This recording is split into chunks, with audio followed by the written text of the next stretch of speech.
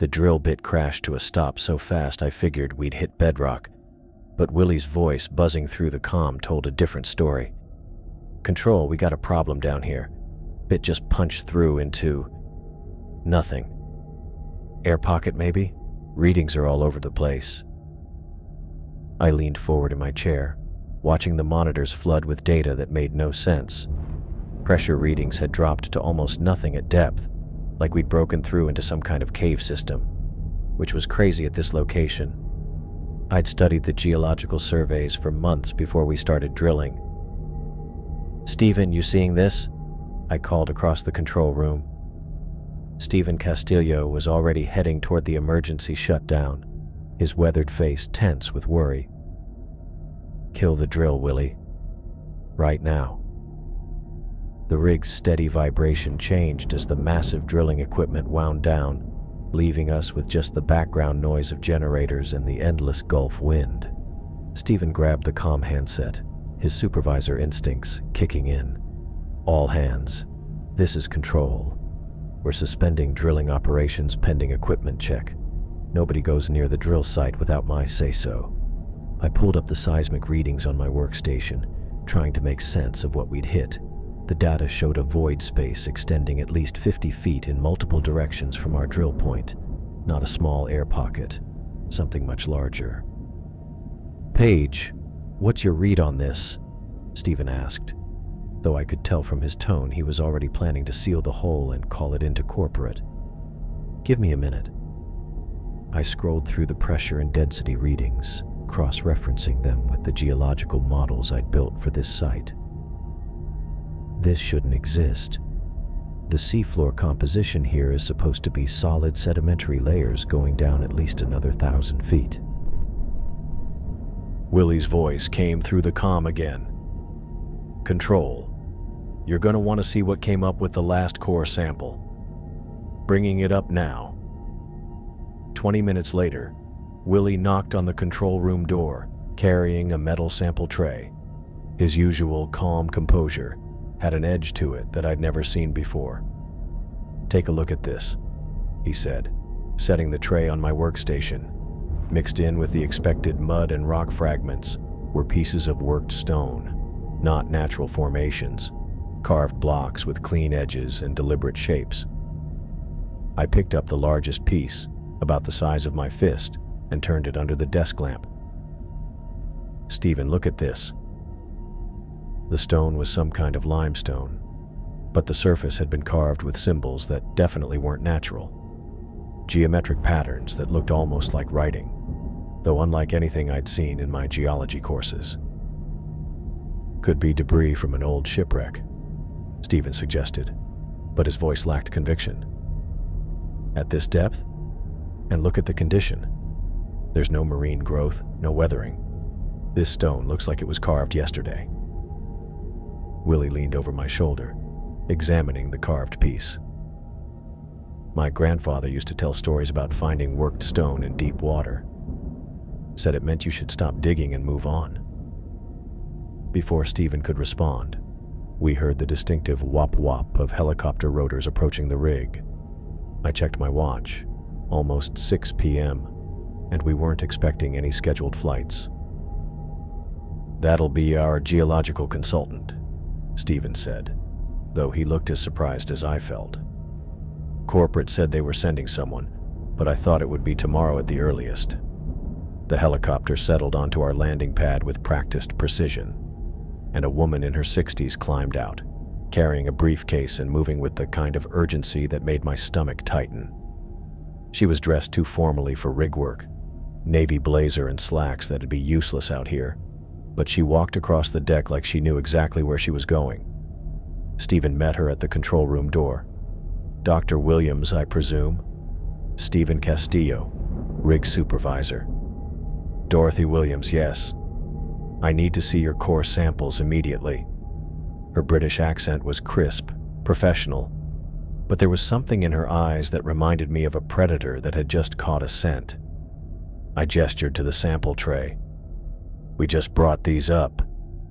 Hit some kind of void space at depth and found worked stone mixed in with the sediment." Dorothy came over to my workstation and grabbed the carved piece I'd been examining. Her reaction was immediate and intense. Her breathing quickened, and her grip on the stone tightened until her knuckles went white. "How large is the cavity?" she asked, without looking up from the stone.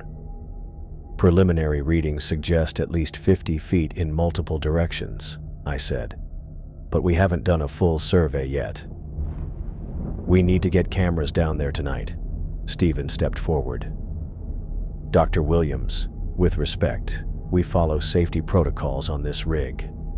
We'll seal the hole and report to corporate before we do anything else." Dorothy finally looked up from the stone, and I saw something in her expression that made me take a step back. Not fear exactly, but a kind of desperate hunger.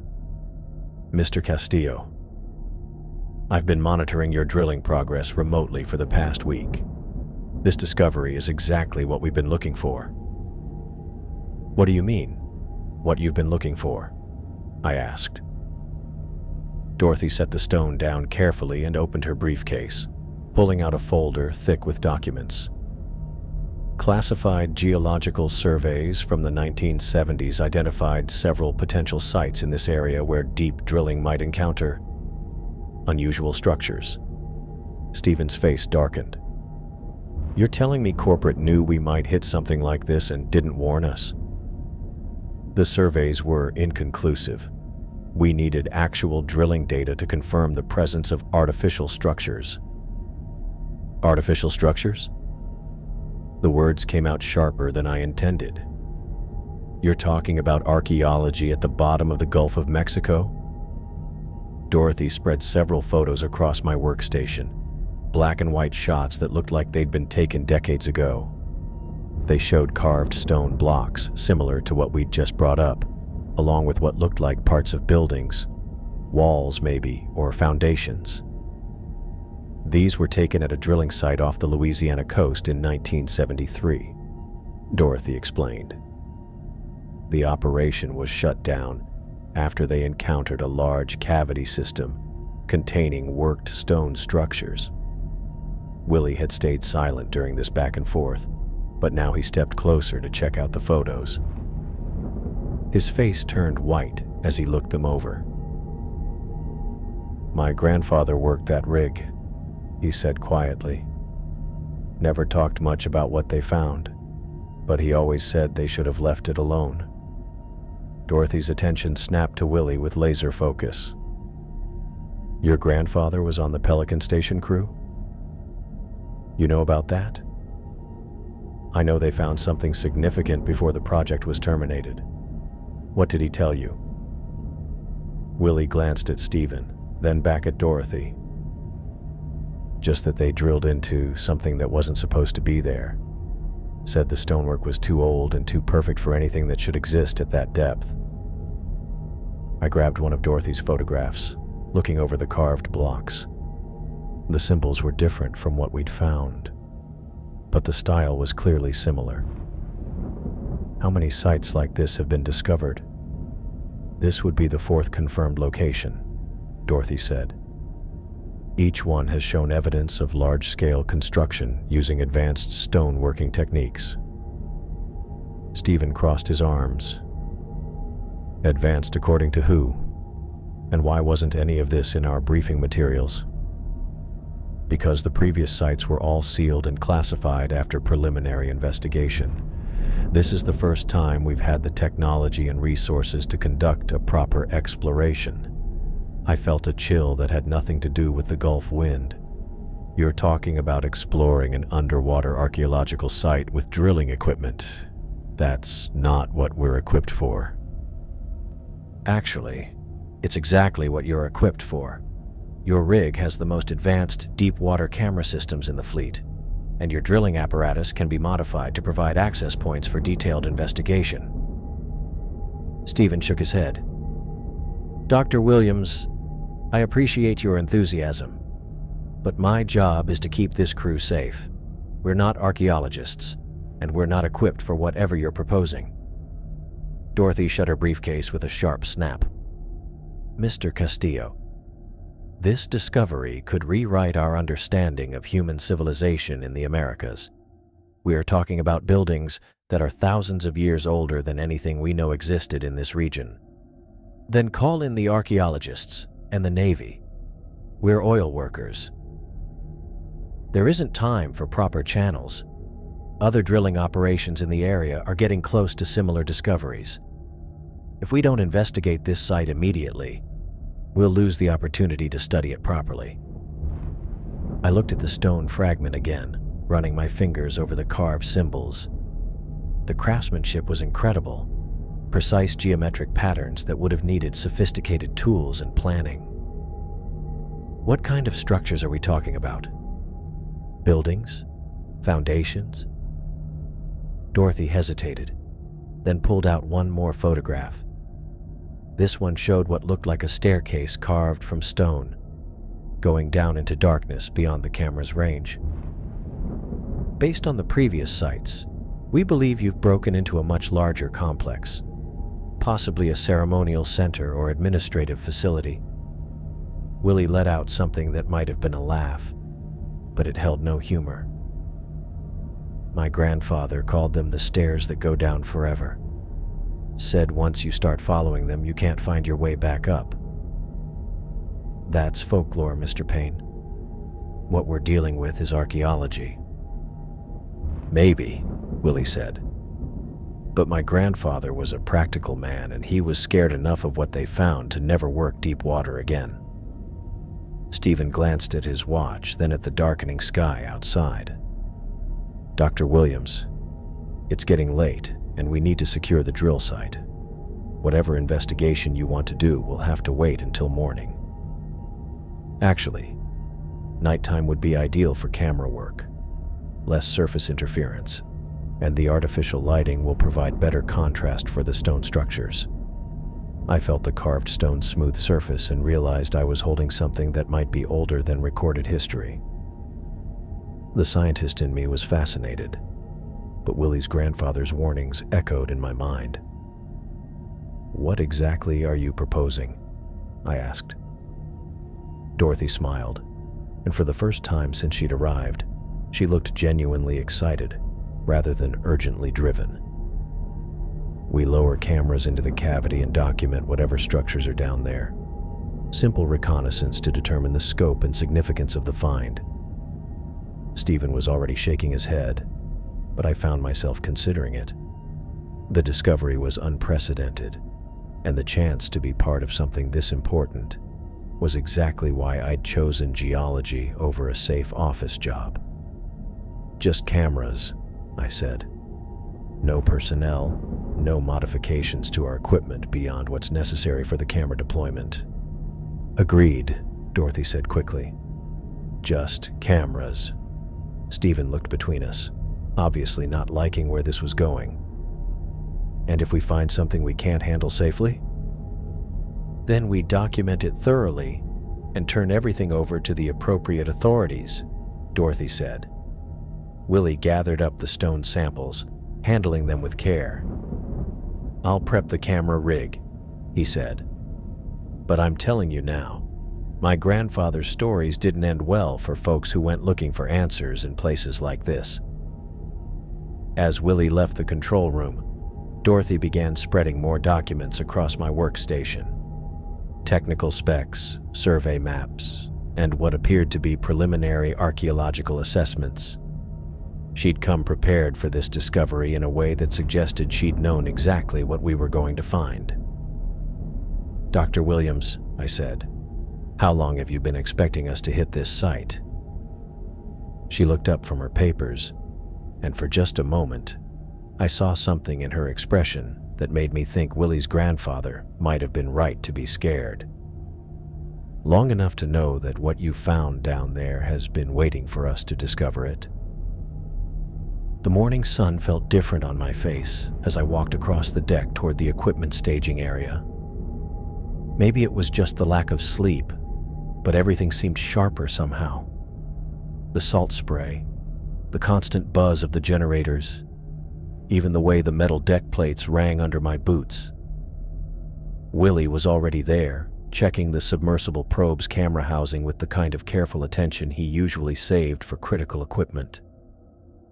But his hands weren't quite steady, and I caught him stopping between tasks like he was listening for something. "You okay?" I asked, setting down my coffee mug next to his toolkit. He looked up, and I caught something in his expression I'd never seen before. Not fear exactly, but the kind of caution you'd have around a piece of equipment that had given you a shock once. "Been having the strangest dreams," he said, turning back to the camera housing. "Dark water, stone steps going down and down. Probably just my brain trying to make sense of what we found yesterday." Probably. But I remembered my own restless night, filled with images of carved symbols that seemed to shift when I wasn't looking directly at them. Stephen's voice drifted across the deck as he walked over with Dorothy, and from his tone, they'd been going at it since dawn. "Dr. Williams, I understand your enthusiasm, but we follow safety protocols on this rig. Remote observation first, then we evaluate." Dorothy walked beside him with that same urgent energy she'd had since stepping off the helicopter. "Mr. Castillo, cameras can't give us the kind of detailed analysis we need. Human observation, the ability to make real-time decisions about what to investigate. Human observation of an unstable underwater cavity that we know nothing about." Stephen stopped next to our equipment setup, his supervisor instincts clearly at war with whatever pressure Dorothy was applying. "We send the probe down first. That's final." I finished connecting the camera's power cable to the winch system. "The probe will give us a complete picture of what we're dealing with. If it's safe for human exploration, we can discuss next steps." Dorothy opened her mouth to argue, but Elaine's voice came through the deck speakers. "Control to deck crew. I'm getting some weird readings on the communications array. Interference patterns I've never seen before." Willie looked up from the probe housing. "What kind of interference?" "Hard to describe. It's not random static. There's a pattern to it, almost like a pulse. Started about 10 minutes ago and it's getting stronger." Stephen grabbed his radio. "Elaine, is this messing with our safety communications?" "Not yet, but it's definitely centered on our location. Whatever's causing it is coming from directly below us." I felt that chill again, the same one I'd gotten when Dorothy first shared those photographs with us. "Let's get the probe in the water. Maybe the interference has something to do with the cavity." Willie sealed the camera housing and ran through his final checks while Stephen and I positioned the winch over the drill hole. The probe itself was about the size of a briefcase, loaded with cameras, lights, and sensors that could give us a complete picture of what was down there. "Probe is ready for deployment," Willie announced, though he kept glancing at the drill hole like it might bite him. "Lower away," Stephen ordered. The winch motor buzzed as the probe went down, its cable vanishing into the black water of the drill hole. On the monitor we'd set up on deck, the camera feed showed the usual sight of the rig's underwater support structure, then open water, then the jagged walls of the hole we'd drilled. 50 feet, Willie called out, watching the depth gauge. 75, 100. The probe's lights lit up the walls of our drill hole, showing the expected layers of sediment and rock. But as we got close to the depth where we'd broken through, the walls suddenly opened up into empty space. "There," I said, pointing at the monitor. "We're in the cavity." The probe's lights swept across what the camera showed, and I heard Dorothy's sharp breath behind me. The cavity wasn't just an empty space, it was clearly man-made. Smooth walls curved away from our entry point, and directly below the probe, carved from what looked like black stone, was a staircase. "Jesus," Stephen muttered. "Look at the workmanship on that." The stairs were flawless, not just well built, but geometrically exact in a way that would have needed advanced tools and careful planning. Each step was identical, carved from the same dark stone, and they dropped into the blackness beyond our light's reach. Willie was staring at the monitor with an expression I couldn't figure out. That's exactly what I saw in my dreams, every detail. Dreams can be influenced by recent experiences, Dorothy said, but her voice had that hungry quality again. The mind processes new information during sleep. Lower the probe, I said. Let's see how far down this goes. As the probe moved down beside the staircase, Elaine's voice came through the speakers again. The interference is getting stronger. It's pulsing in rhythm with the probe's descent. Every time you go deeper, the pattern intensifies. I watched the depth gauge climb. 200 feet, 250, 300.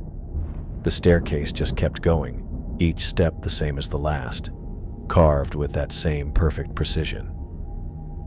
This is incredible, I said, unable to keep the excitement out of my voice.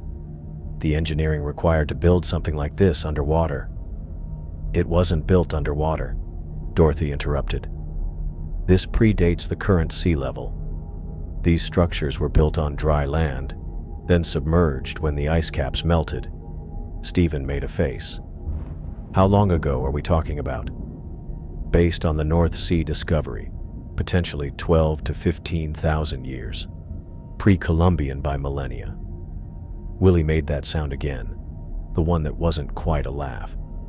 My grandfather used to say some things are old enough that they remember when the world was different. The probe reached 400 feet, and suddenly the staircase opened up into something much larger.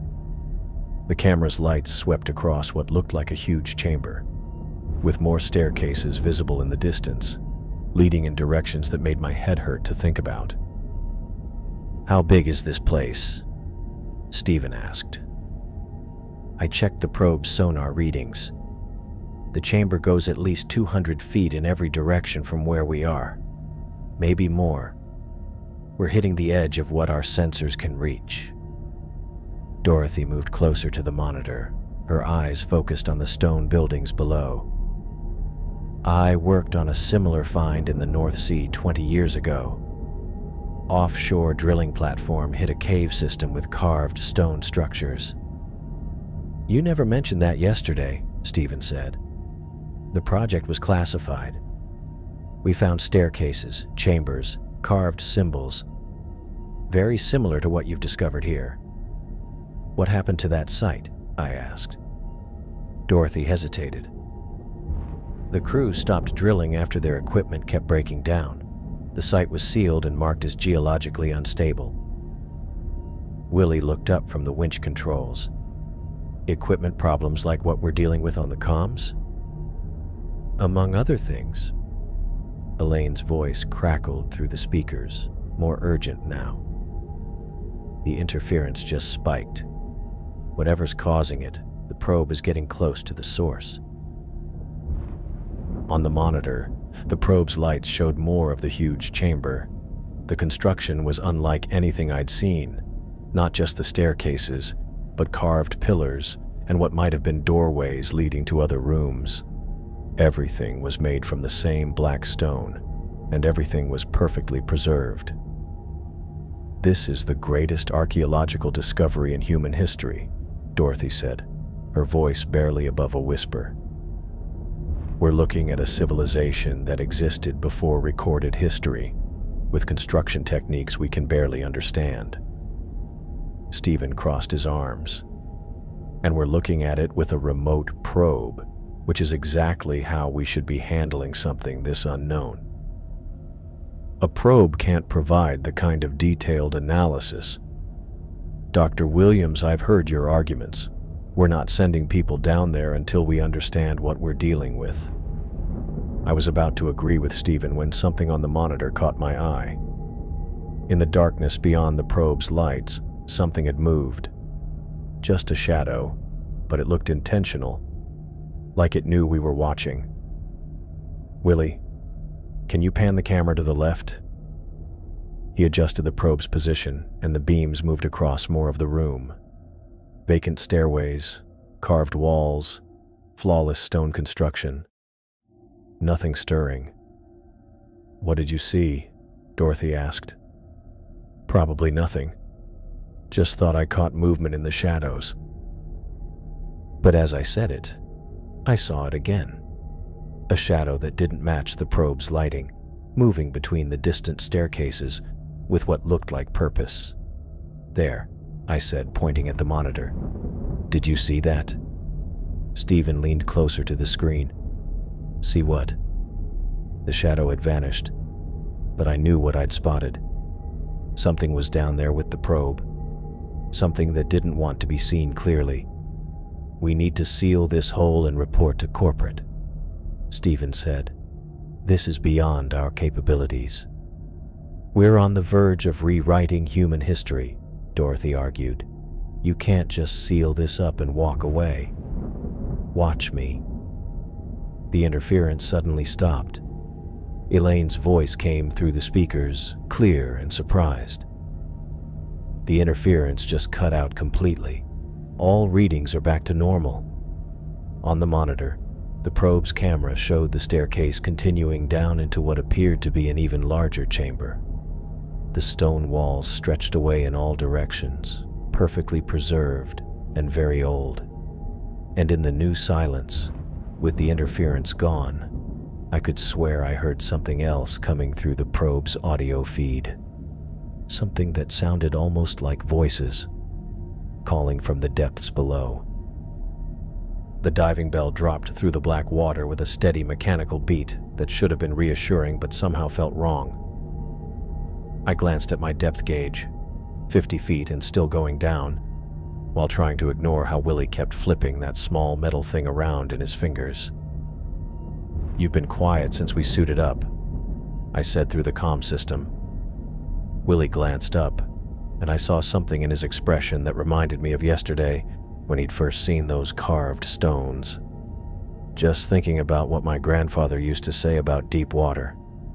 Some places aren't meant for people. It's an archaeological site, Willie. Stone and water, nothing more. But even as I said it, I wasn't entirely convinced. The water outside our lights looked darker than it should be at this depth, and our descent felt different somehow. Too smooth, like something was pulling us down rather than gravity doing the work. 75 feet, I called up to the surface. Visibility is good, no structural issues with the bell. Stephen's voice crackled back through the comm. Copy that. Dr. Williams wants to know your ETA to the chamber entrance. I turned to Willie, who was still messing with something in his hands. What's that? He held up a small piece of metal, tarnished with age but clearly worked by human hands. My grandfather's good luck charm. He carried it on every dive after 1952. 52, that's when his crew found structures like this in the Gulf. Yeah. 3 men went missing before they sealed the site and walked away. Willie tucked the charm back into his suit pocket. He never talked much about what happened, but he always said this little piece of metal was the only reason he made it back to the surface. Dorothy's voice crackled through the comm, sharp with impatience. How much longer until you reach the entrance? I checked our depth again. Another minute, maybe 2. We're at 150 now. Excellent. Remember, I need detailed documentation of any symbols or architectural features you encounter. Stephen's voice came right after. And remember, if anything feels unsafe, you come back up. No discovery is worth risking crew. The diving bell's lights suddenly lit up the staircase we'd seen on the probe footage, and I felt my breath catch. Seeing it through a camera was one thing, but being here in person made the scale and precision of the construction hard to ignore. Each step was identical, carved from that same black stone with mathematical perfection. Jesus, Willie muttered. It's exactly like the pictures in my grandfather's journal. Your grandfather kept a journal? detailed notes about every job he worked. The Gulf incident got 3 full pages, most of it warnings about what they found down there. We walked down the staircase, our lights showing more of the amazing stonework. No tool marks, no bumps or rough spots, just smooth black stone that looked like it had been shaped by something way more advanced than anything that should have existed thousands of years ago. 200 feet, I announced. I can see the bottom of the staircase. And there it was, a massive doorway carved directly into what looked like a solid stone wall. The opening was at least 12 feet high and 8 feet wide, framed by more of those same symbols we'd found in the drill samples. But these were bigger, more detailed, arranged in patterns that seemed to move when I wasn't looking straight at them.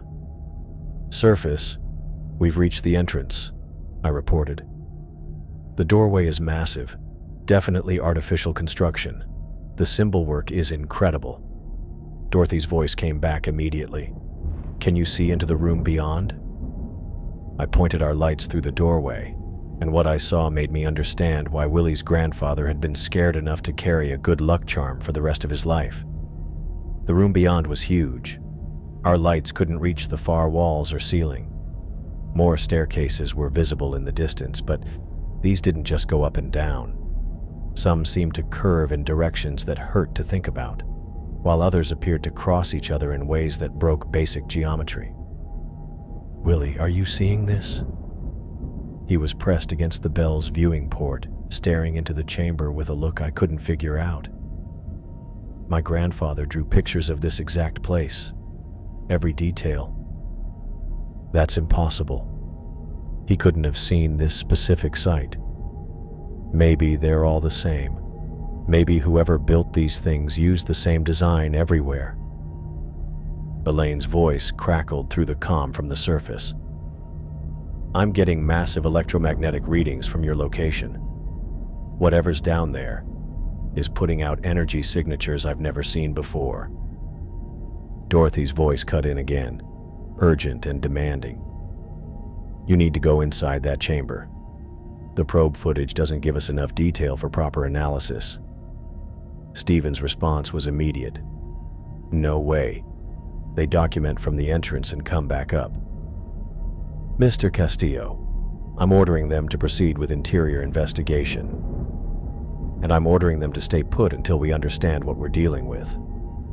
I looked at Willie, who was still staring into the chamber. The water around us had gone completely still, which made no sense given the strong currents we'd faced on our way down. It was like the doorway existed in its own pocket of calm water. "Willie, what did your grandfather's journal say about going inside?" He turned away from the viewing port, and I caught the fear in his eyes.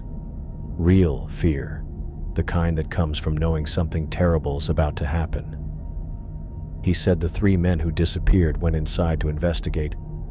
They were experienced divers, good men who knew how to handle themselves underwater.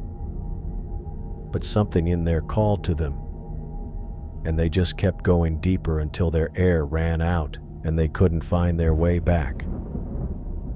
Dorothy's voice came through the comm again, more urgent this time. "The electromagnetic readings show active technology inside that chamber. This could be the biggest archaeological find in human history. Or it could be what killed 3 experienced divers 70 years ago," Willie said, though he was speaking to me rather than the comm. I directed our lights deeper into the chamber, trying to make sense of the layout. The staircases seemed to connect to platforms and walkways that stretched into the darkness, all carved from the same perfect black stone.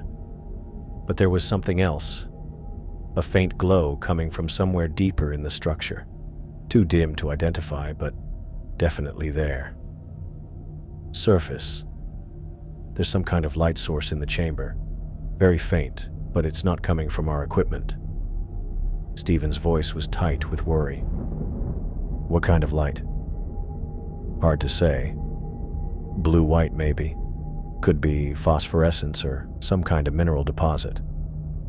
But even as I said it, I knew that wasn't right. The glow had a quality that reminded me of electricity, though that was impossible in a building this old. Dorothy's voice cut through my thoughts. "You need to investigate that light source. It could be evidence of preserved technology." "Dr. Williams," Stephen said, "they're not going in there." "Mr. Castillo, I have authority over this investigation. If you continue to obstruct, then you can find yourself another crew." Willie still held his grandfather's charm, rolling it between his fingers. "Paige, there's something else my grandfather wrote about these places. He said the water around them gets different when you get too close. Calmer, but wrong somehow." I looked out at the perfectly still water surrounding our diving bell. No current, no movement, just an unnatural quiet that stretched as far as our lights could reach. "Like this?" "Exactly like this." I made my decision. "Surface. We're going to move closer to the entrance for better documentation, but we're staying out of that chamber." "Negative," Stephen said immediately. "You maintain current position."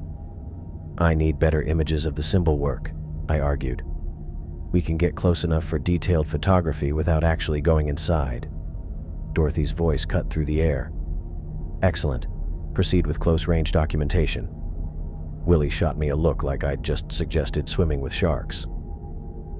"Paige, my grandfather's journal was very specific about not getting too close to the entrance. We'll be careful. Just close enough for good photos. Then we come back up." But as I guided the diving bell toward the huge doorway, Willie reached out and touched the stone frame through the bell's mechanical arm. The moment his equipment made contact with the carved stone, the water around us began to glow. Not the weak light we'd seen from deeper in the chamber, but a bright blue radiance that seemed to come from the water itself. It started at the spot where Willie had touched the door frame and spread outward like ripples, lighting up the entire entrance and showing details of the symbol work that our lights had missed. "Surface," I said, trying to keep my voice steady. "We've got a situation down here." The glow grew stronger, and in its light, I could see that the symbols carved into the door frame weren't just decorative. They were moving, changing, and rearranging themselves in patterns that made my eyes water to follow. And from somewhere deep within the chamber, carried by water that shouldn't be able to carry sound, came something that sounded almost like voices. The chamber spread out ahead of us like something from a nightmare, all black stone and weird angles that made my head ache just looking at them. Willie and I waded through the water slowly, our flashlights slicing through the gloom to show room after room carved from the same flawless material. "This doesn't make any sense," I said, directing my beam toward a staircase that seemed to curve upward and downward at the same time. "The engineering required to create something like this underwater." "It wasn't built underwater," Willie interrupted, his voice tight through the comm. "My grandfather's journal is real specific about that. These places were built on dry land. Then the water came later." I watched him pull out that small metal thing again, checking it like a compass. "You've been reading his journal this whole time?"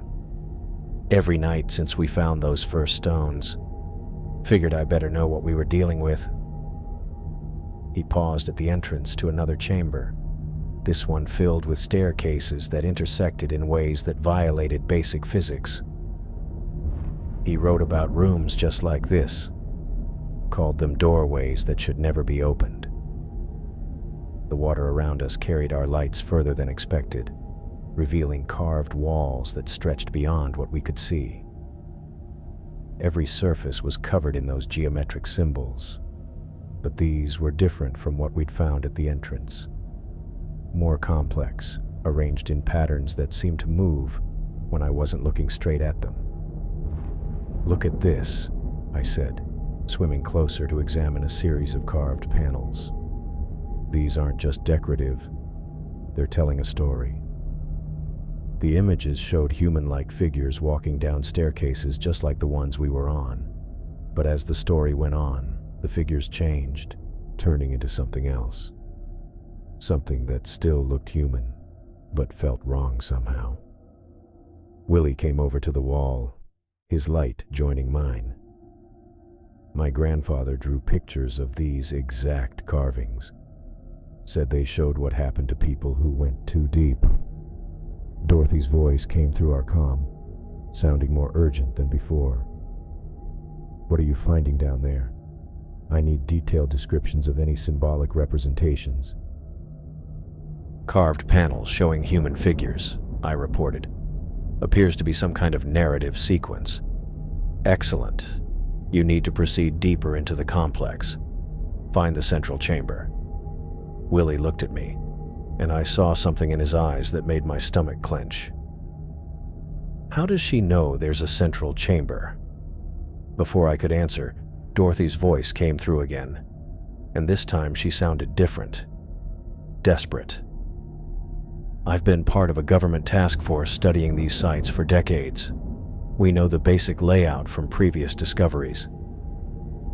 Stephen's voice cut through immediately, sharp with anger. Dr. Williams, you said this was your first direct investigation. The situation has evolved beyond our initial parameters. Paige and Willie need to reach the central chamber before... Before what? Stephen demanded. But Dorothy had gone quiet, leaving us floating in the dark water with more questions than answers. The glow we'd been following was getting brighter as we moved deeper into the complex, and I could see it was coming from somewhere ahead of us, through a series of connected chambers that seemed to stretch endlessly forward. Surface.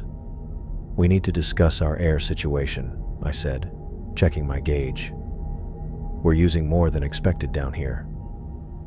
Stephen's voice came back immediately. How much do you have left? 40 minutes, maybe less. The water pressure is different than our calculations suggested. Then you come up now. No discussion. But as I said it, Elaine's voice crackled through the comm, strained with worry. I'm getting reports from other rigs. 3 platforms in the Atlantic have gone completely silent in the past hour. No communication. No emergency signals. What kind of rigs? Willie asked. Deep drilling operations, all of them working at depths similar to ours. I felt that chill again. The one that had been following me since we'd first found those carved stones. Dorothy, what aren't you telling us? No answer. Willie was swimming ahead of me now, following the bright light through another chamber filled with those crazy staircases, but he stopped suddenly at a point where 4 different stairways met, creating a kind of intersection in the middle of empty water. Paige, you need to see this. I joined him at the intersection, and my breath caught. Carved into the stone where the staircases met were fresh symbols. Not old like everything else we'd seen, but new, recent. The stone around them was still uneven, like someone had been working on them just days ago. These weren't here when the probe came through, I said. Willie was pulling something out of his suit pocket, a small, worn journal wrapped in waterproof material. My grandfather drew these same symbols. Look. He opened the journal to a page covered in careful sketches and notes, written in a mixture of English and Spanish. The symbols were identical, down to the smallest detail. What do the notes say? Willie's voice dropped to barely a whisper. Los que esperan abajo. Those who wait below. He wrote that these symbols show up when the sleepers start to wake up. The carved symbols pulsed now, bright with the same blue glow we'd been following. But as we watched, the brightness started to fade, like something was sucking the power right out of it. And from the deeper chambers, beyond where our lights could reach, came the sound of movement. Not the random drift of underwater currents, but something purposeful, something that knew we were there. "Surface," I said, trying to keep my voice steady. "We're coming up now." But as we turned to go, something in the black depths moved closer, and I knew that whatever had been sleeping down here for thousands of years had finally decided to wake up. The footage played back on Elaine's monitor for the third time, and I still couldn't make sense of what we'd captured down there. Those stone panels with human figures changing into something else. The new symbols that matched Willie's grandfather's journal. The way the water had lit up when we touched that rock. None of it made sense with anything I'd learned in 8 years of geology. "Pause it there," Dorothy said, leaning closer to the screen. "That symbol sequence on the left panel." I froze the image where our lights had lit up a series of geometric carvings. Dorothy pulled out a tablet and started comparing the footage to files I hadn't seen before.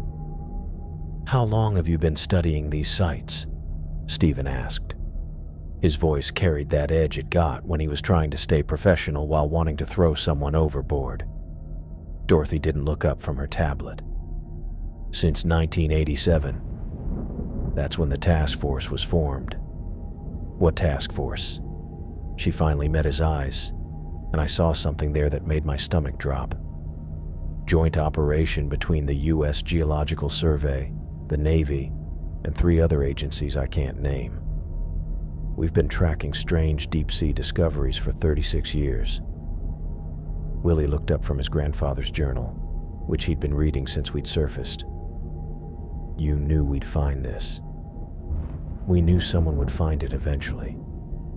Deep drilling technology has advanced to the point where these sites were becoming accessible whether we wanted them to be or not." Stephen shot up so fast his chair scraped against the deck plating. "You used us as test subjects."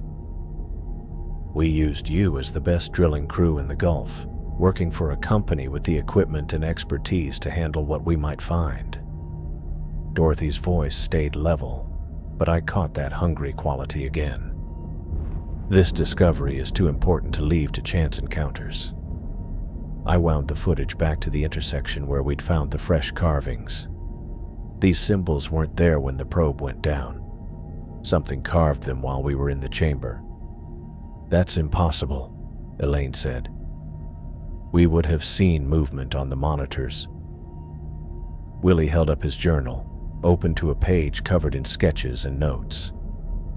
"My grandfather wrote about this, said the symbols would appear when people got close enough to wake up what was sleeping down there."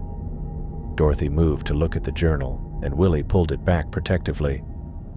"What exactly did your grandfather write down about the 1952 incident?" "Enough to know you people never learn." Willie flipped through several pages. "Here, July 15th, 1952. The voices started on the 3rd day after we opened the chamber. Quiet at first, like whispers carried up through the water. By the 5th day, they were calling our names. The deck went quiet except for the steady buzz of generators and the sound of waves against the rig's supports. I felt that chill again, the one that had been following me since we'd first brought up those carved stones. "Voices?" Stephen asked. Willie kept reading. "Martinez went down to check the equipment on day 6. Said he could hear them clear as day, speaking Spanish, telling him to come deeper into the chambers. We pulled him up, but he kept trying to go back down. Had to restrain him." Dorothy was jotting down notes on her tablet, her fingers flying across the screen. "What happened to Martinez?" "Walked into the ocean on day 7. Never found his body." Willie closed the journal. "That's when they decided to seal the site and walk away." Elaine's voice crackled through the comm system from the communications room. "I'm getting reports from other drilling operations. 17 sites worldwide showing similar electromagnetic interference patterns, all starting within the past month." I turned to Dorothy. "How many sites are there total?" "We've identified 43 potential locations based on geological surveys and historical incident reports. 17 are currently being drilled by various companies." "And you didn't think to warn any of them?" We warned the ones we could control. The others, Dorothy shrugged. Some discoveries are too important to prevent. Stephen paced back and forth, his boots thudding against the deck plating. You're talking about people's lives. I'm talking about rewriting human history.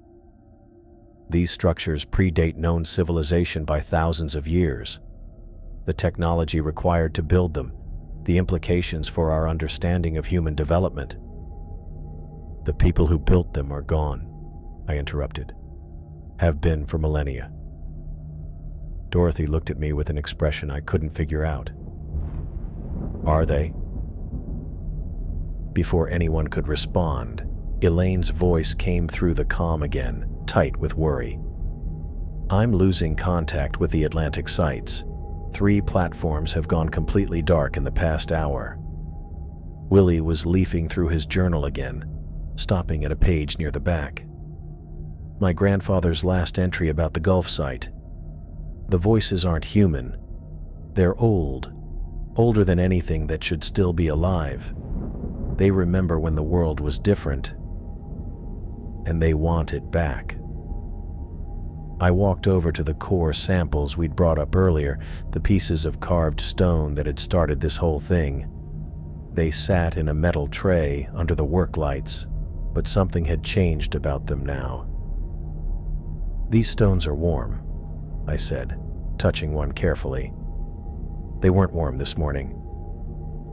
Dorothy came over to the sample tray, and I noticed her hands trembling a bit as she grabbed the biggest piece. The electromagnetic interference is getting to them. They're picking up signals from the chamber downstairs. What kind of signals? Communication. The structures aren't just buildings, they're a network. Each site is connected to the others through some kind of technology we don't understand.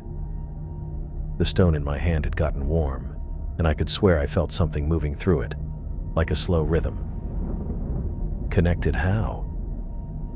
We're still trying to figure that out, but the timing isn't coincidental.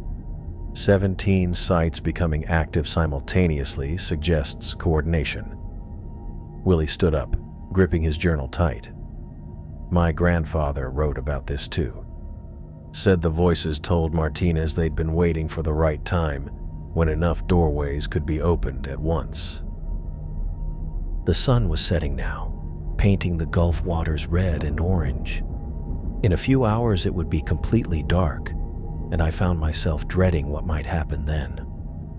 The interference had been stronger at night, and something about the approaching darkness made me nervous. We need to seal this site, Stephen said. Whatever's down there, we're not equipped to handle it. We can't seal it, Dorothy replied. Not anymore. The process has already started. What process? But before she could answer, a sound came up from the drill hole. Not the mechanical noise of equipment or the random sounds of water and metal. This was different, intentional. Footsteps, on stone, coming up from below. Willie dropped his journal and I heard him whisper something in Spanish that sounded like a prayer. The footsteps grew louder, bouncing up through the water with a rhythm that matched the pulse I felt in the stone sample. Dorothy, I said, my voice barely steady. What aren't you telling us? She was staring at the drill hole, her face pale in the fading light. I've been in contact with teams at the other sites. 3 crews reported seeing figures moving in their chambers yesterday. All 3 platforms went dark 6 hours later. The footsteps were joined by something else now. Voices, distant but growing clearer, speaking in words that seemed to pulse through the water itself. Willie grabbed his journal with trembling hands and flipped to the final pages. Day 8, he read aloud. They're coming up the stairs. All of them. We can hear them calling in words that hurt to understand, promising things that make the men weep. God help us. We should never have opened the door. The voices from below were getting louder, and as night fell around me, I could swear they were starting to sound almost like people I knew.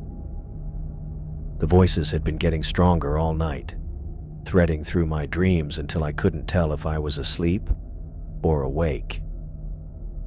By the time dawn broke over the gulf, turning the water that sick orange color it gets sometimes, I knew they weren't just random sounds anymore. They were calling my name. Not in English. The language was something older, with consonants that seemed to move through the water itself. But somehow I understood exactly what they were saying. Paige. Come down to us, Paige. We've been waiting. I stood at the rail watching the sunrise, trying to convince myself it was just my brain processing stress in weird ways. But every time the breeze stopped, I could hear them again, floating up from the drill hole like voices carried on the current. You hear them too.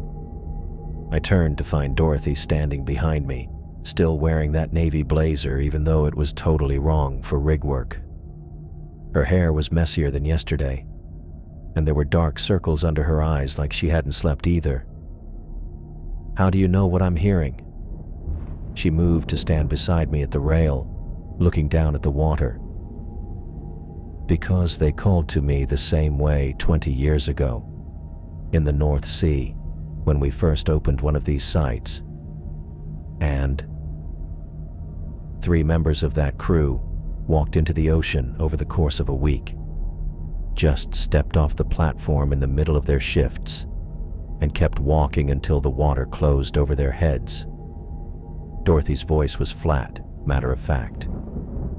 We found their bodies later, but they all had the same expression. Peaceful. Like they'd finally found what they were looking for. I felt that cold feeling again, the one that had been with me since we'd brought up those first carved stones. Why didn't you tell us this yesterday? Would you have believed me? Before I could answer, Stephen's voice boomed across the deck. All hands, prepare for concrete pour. We're sealing this hole and getting the hell out of here. I watched him direct Willie and 2 other crew members as they set up the concrete mixer over the drill site. Stephen had been awake all night too, walking the deck and checking equipment, but now he moved with the sharp focus of someone who'd made up his mind and wasn't budging. This won't work, Dorothy said quietly. Why not? Because they don't want to be sealed in anymore. The concrete poured down into the drill hole in a steady gray stream, and for a few minutes I thought maybe Stephen was right. Maybe we could just fill the cavity and walk away from whatever was down there. But then Willie called out from the mixer controls, "Stephen, we got a problem. The concrete's not setting." I moved closer to the drill hole and saw what he meant. The concrete was breaking apart as soon as it touched the water, crumbling like something was eating it away. Within minutes, the gray mixture had completely disappeared, leaving the hole as open as before. "Try a different mixture," Stephen ordered. Already did. 3 different formulations. Same result every time. Dorothy was scrolling through her tablet, fingers flying across the screen. "I'm getting reports from the other sites. Same thing happening everywhere. The concrete won't hold." Willie grabbed his grandfather's journal again, turning to pages near the back that I hadn't seen him look at before. His hands shook as he found what he was looking for. "Listen to this," he said. Day 9. Tried to seal the opening with cement and steel. The water turned it to powder before it could set. Martinez says they don't want to be trapped anymore, that they've been waiting too long to let us close the door now. "What happened on day 10? I asked. Willie's voice dropped to almost a whisper.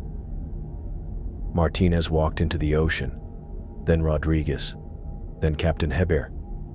By day 12, only 3 of us were left. Elaine's voice crackled through the deck speakers, tight with worry. "I'm detecting massive movement in the chamber below. Something big is climbing the staircases." I checked the depth readings on her monitor. Whatever was moving down there was huge, easily the size of a building, and it was rising steadily through the chamber system we'd explored yesterday. "How is that possible?" Stephen asked. "The structures aren't just buildings," Dorothy said. "They're part of something larger. A civilization that's been waiting beneath the ocean for thousands of years." "Waiting for what?" "For someone to open enough doorways for them to return." The stone samples on the equipment table were glowing brighter now, pulsing in rhythm with whatever was moving below us. I could feel the heat from them even standing several feet away. "Dorothy," I said, "how long have you been hearing the voices?" She looked at me with those sharp blue eyes, and I saw something in them that made my stomach twist. "Every day for 20 years. They never stop calling once they know you're listening." "And you came here anyway?" "I came here because they told me to." Stephen spun around to face her. "What the hell does that mean?" "It means I've been working for them longer than I've been working for the government. They needed someone to find the sites, to coordinate the drilling operations, to make sure enough doorways were opened at the same time." Willie backed away from Dorothy, gripping his grandfather's journal tight to his chest. "You're one of them." "Not yet, but I will be soon." The water around the rig was changing color, turning from the usual blue-green of the Gulf to something darker, almost black. And just below the surface I could see shapes moving. They looked like people, but something was off about them, like shadows that had learned to swim. "Stephen," I said, "we need to call for evacuation. Now." He was already heading toward the communications room, but Dorothy's voice stopped him. "The external systems won't work. I shut down the satellite uplinks 3 days ago." "You what?" "The voices told me to. They said outside interference would complicate the process." Stephen's face went red with anger. "You messed with our emergency communications?" "Only the external ones. The internal rig monitoring systems still function perfectly." Elaine's voice crackled through the speakers again, pitched higher now. "Whatever's down there just passed the 200-foot mark. It's picking up speed." I felt it now, a tremor running up through the rig's frame. Not the steady pulse of our equipment, but something alive, like a giant heart beating deep in the water. The voices grew louder too. No longer soft murmurs, but clear calls in that old language that somehow clicked perfectly in my mind. They sounded excited, eager, offering things that lit up corners of my brain with ideas I couldn't quite catch hold of. "We need to get off this rig," Willie said. "Right now." But as he spoke, the water around us exploded. Something enormous burst through the surface right under the drill hole, sending shockwaves through the rig that threw me to my knees. Water poured across the deck as a huge tower of black stone rose from the depths, covered with those same geometric symbols, but massive, way bigger than anything we'd seen before. The staircase we'd explored yesterday wasn't a building. It was just the entrance to something that had been sleeping under the ocean floor for thousands of years. And now, it was waking up. The voices weren't coming from below anymore. They were all around us, speaking from the stone itself, welcoming us home in words that made my bones ache with familiarity. Dorothy was smiling now, her eyes reflecting the blue glow coming from the rising structure. "They're beautiful, aren't they? So much older and wiser than we are." The tower kept climbing, revealing level after level of strange architecture, and I realized we weren't just witnessing an archaeological discovery anymore. We were watching something return, something that had been waiting a very long time to take back the world. The tower kept climbing, showing more levels of that weird black stone design with each passing second. I watched in horrified fascination as staircases wound around the outside of the structure, leading to platforms and doorways that opened onto nothing but empty air. The whole thing broke every law of physics I'd ever learned. But there it was, rising from the gulf like some fever dream made real. "How long have you been planning this?" I asked Dorothy, who was still standing at the rail with that unsettling smile on her face. "Since 1987, she said without taking her eyes off the tower. "That's when they first spoke to me in the North Sea. Told me about the network, about how many sites would need to be opened simultaneously for them to return. The voices were changing now, moving from that old language to something I understood perfectly. Clear English words drifted up from the stone itself, speaking in dozens of different accents and dialects. We learned from the others who came before, they said.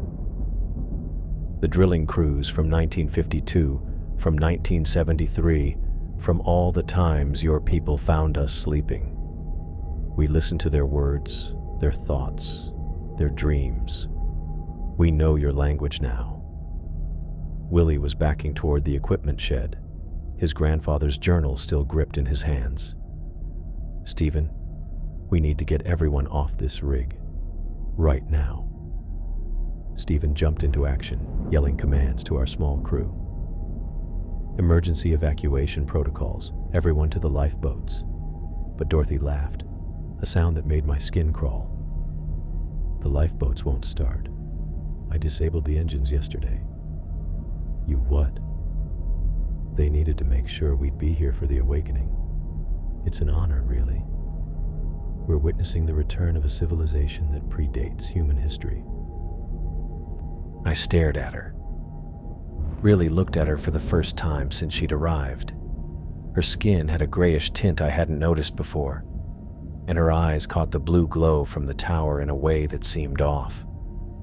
When she smiled, I saw teeth that were way too sharp. Way too many of them. "You're not human anymore, are you?" "I'm becoming something better.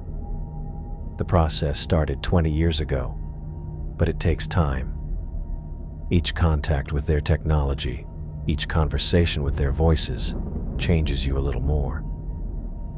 She held up her hands, and I saw that her fingernails had grown into something resembling claws.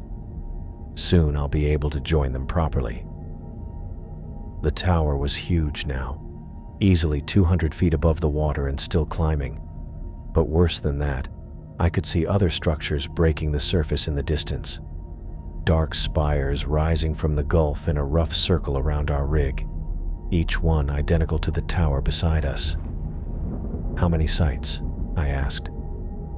17 active drilling operations worldwide, all of them hitting the network at precisely the right depth over the past month.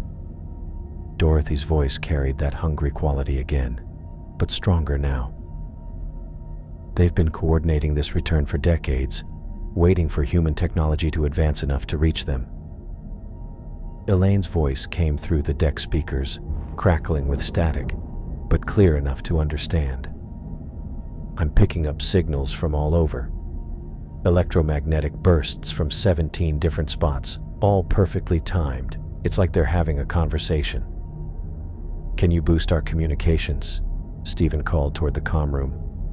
"Working on it. If I reroute power through the rig's structural supports and use the metal framework as an antenna array, I might be able to punch through the interference." Willie flipped through his journal like crazy, stopping at pages covered in his grandfather's neat handwriting. "There's something here about stopping them. My grandfather wrote about symbols that could close the doorways." "What kind of symbols?" "Warning markers. Left by people who encountered these things before and managed to seal them away." Willie looked up from the journal, his face pale. "He drew them. Said they were carved into the stone around every site they found." I followed him to the edge of the drill hole, where the water was now shining so brightly it hurt to look at directly. But Willie was right. There were symbols carved into the metal casing around the hole's rim, fresh cuts in the steel that definitely hadn't been there yesterday. "Someone carved these recently," I said. "Not someone. Something.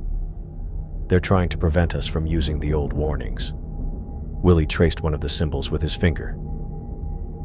"But look here," This one's incomplete."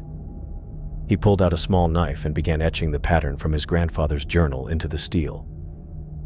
The second he finished the symbol, the blue glow from the water wavered. "It's working," I said. "Keep going." But Dorothy was moving toward us now, and her movements were wrong. Too smooth, like she was floating through air instead of walking. "You don't understand what you're interfering with. This is evolution. The next step for both our species." "Our species is fine the way it is," Stephen said, positioning himself between Dorothy and Willie. "Your species is children playing with tools you don't understand. They've been watching you develop for thousands of years, waiting for you to become advanced enough to be useful." The tower beside us shook and started going up faster, showing floor after floor of rooms and stairs that seemed to go on forever upward. And from each floor, I could hear voices calling out in perfect English, saying names I knew. "Stephen Castillo. We know about your brother. We can bring him back. Willie Payne. Your grandfather is waiting for you in the deep chambers. Paige Crawford. We have answers to every question you've ever asked about the Earth's hidden history." I felt something pulling at my thoughts, a draw toward the tower that felt almost real. Part of me wanted to walk over to the rail and just step off, let the water carry me down to those chambers where all the mysteries would finally make sense. "Don't listen to them," Willie said, still carving symbols into the steel. "My grandfather wrote about this. They promise you everything you want most, but it's not real." Elaine's voice crackled through the speakers again, much clearer this time. "I've got partial communications back, and I'm picking up signals from all 17 sites. The structures are coming up at the same time. It's a coordinated emergence." "Can you contact the Coast Guard?" "Trying, but the electromagnetic interference is massive. It's like the entire Gulf is one giant radio transmitter." I stared at the power distribution panel near the drill hole, an idea taking shape that frightened me nearly as much as the voices. "Elaine, what would happen if we overloaded the rig's electrical systems, created a massive electromagnetic pulse?" "It would fry every piece of equipment on board and probably kill the power grid for 50 miles. But would it disrupt their communications?" A pause. "Maybe, if the pulse was strong enough." Stephen caught on immediately. "You're talking about blowing up the rig." "I'm talking about stopping this before 17 ancient cities full of things that aren't quite human anymore break through to the surface." Willie finished carving the last symbol, and the blue glow from the water faded. The tower's climb slowed, and I heard something like anger in the voices calling from below. "The symbols are working," he said, "but I don't know how long they'll hold." Dorothy was closer now, and I could see her change happening faster. Her skin looked scaly, and when she spoke, her voice had strange layers to it, like the sound was coming from several different throats at once.